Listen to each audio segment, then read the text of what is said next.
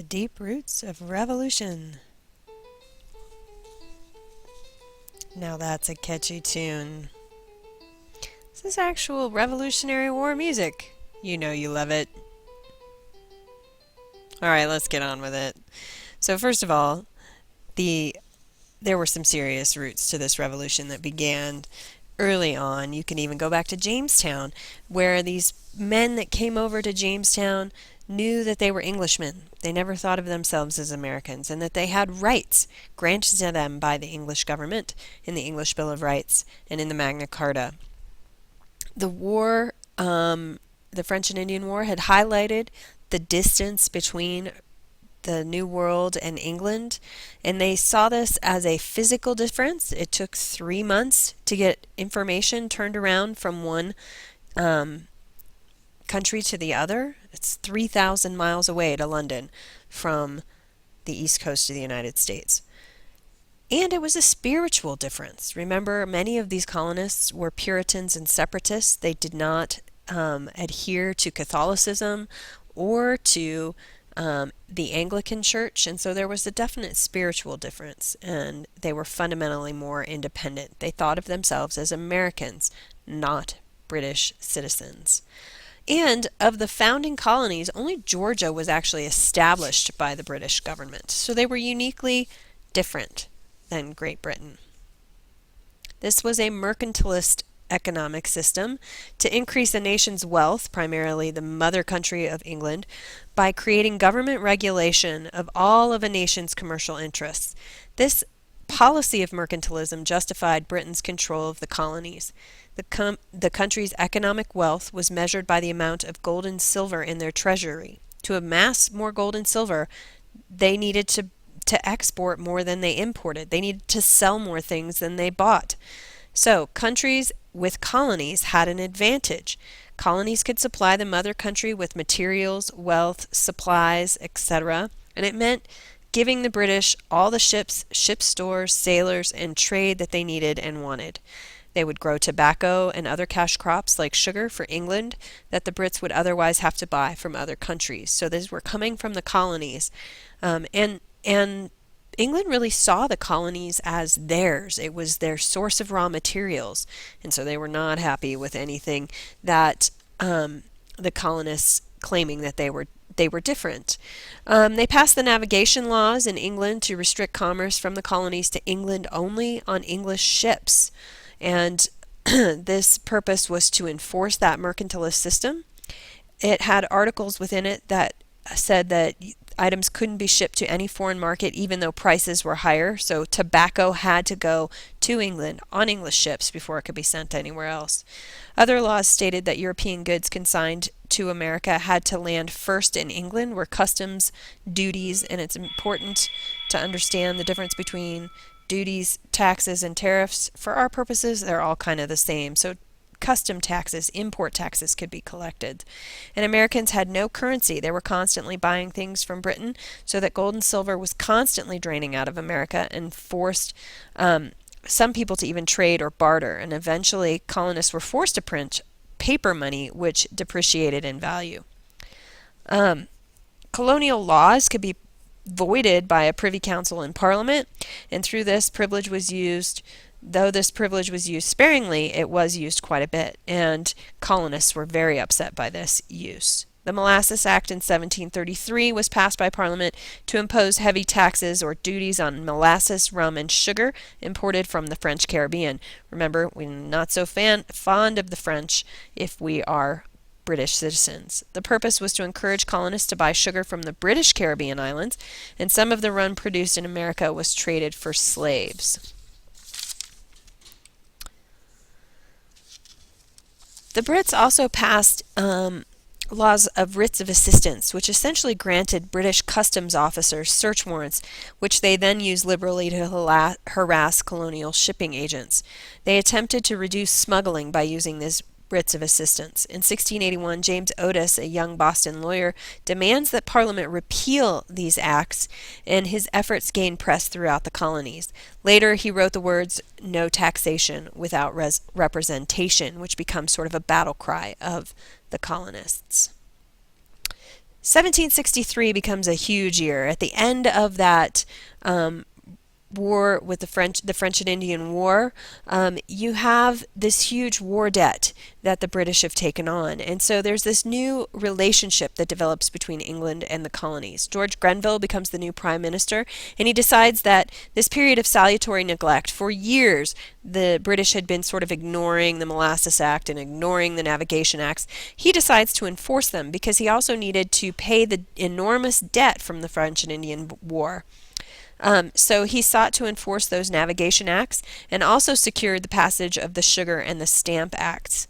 These enormous debts from the French and Indian War, he decided that half of the debt should go towards protecting those colonies, and that British colonists should pay 1/3 of maintaining a garrison of 10,000 British soldiers to protect against Indian uprisings.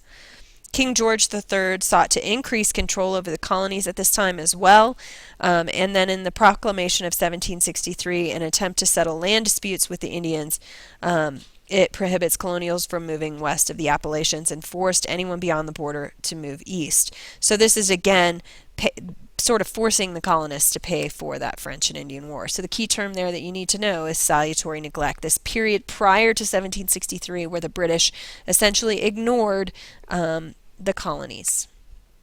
In 1764, immediately following that war, you have the Currency Act passed, which restricted the printing of colonial paper money. So they had to pay in hard currency, in gold. Well, they didn't have any, so it creates kind of a deficit among the colonists. There were more imports and exports, which meant that there was no gold in the colonies, and bartering increased.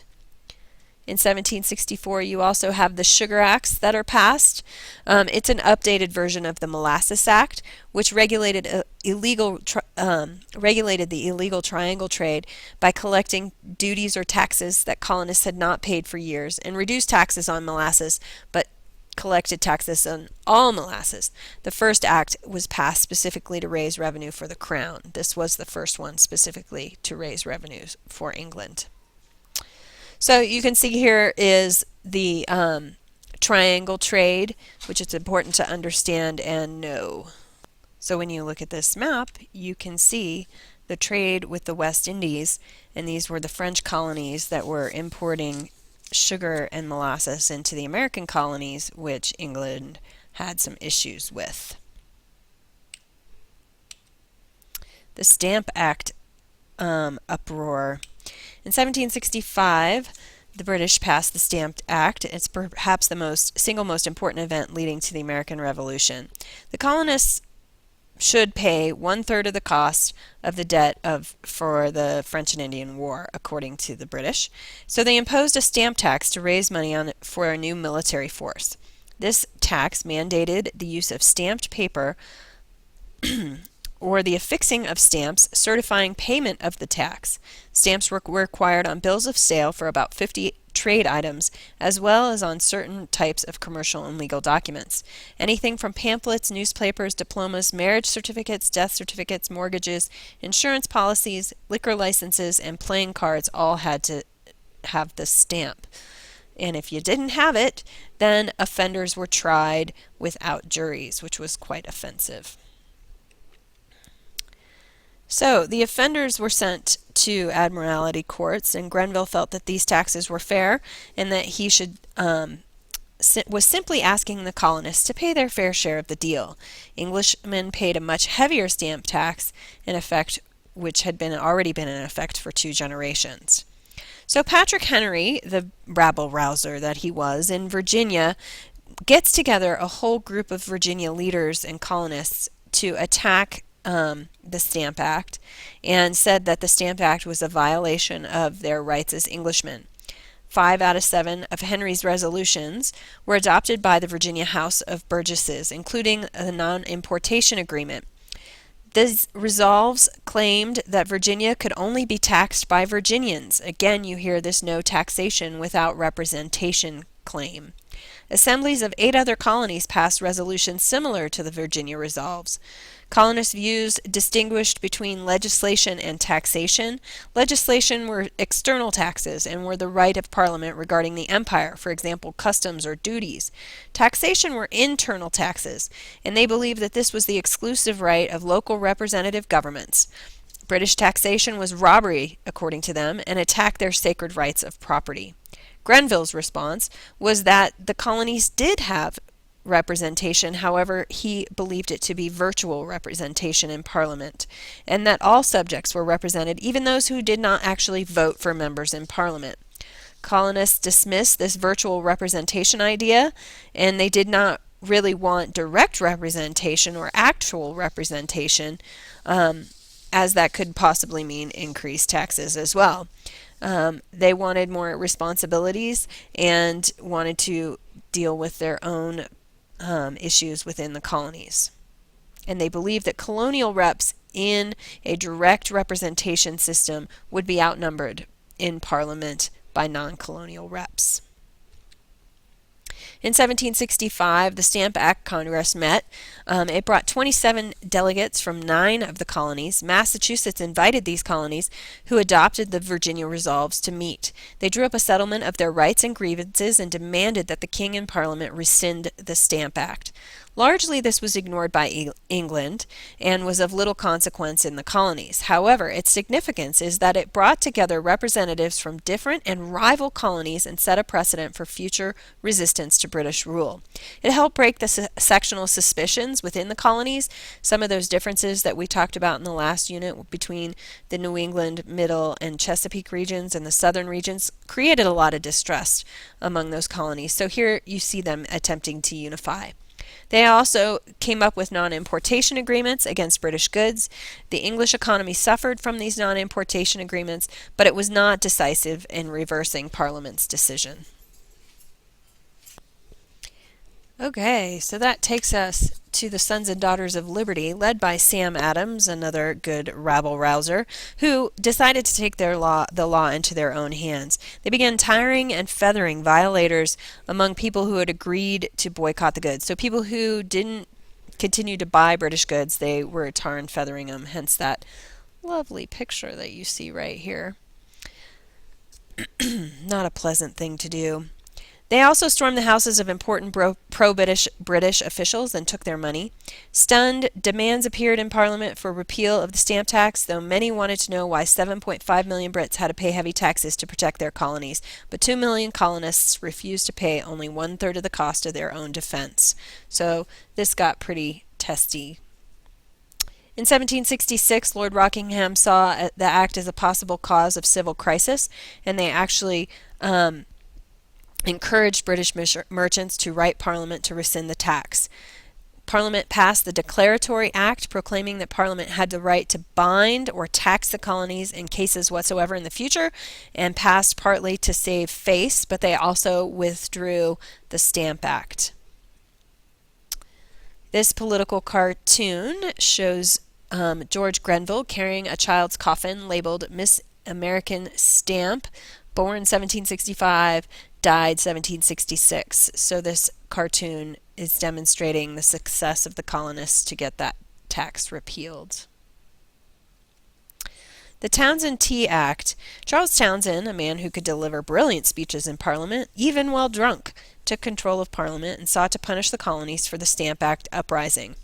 Provisions of this tax was a small import duty placed on glass, white lead, paper, paint, silk, and tea.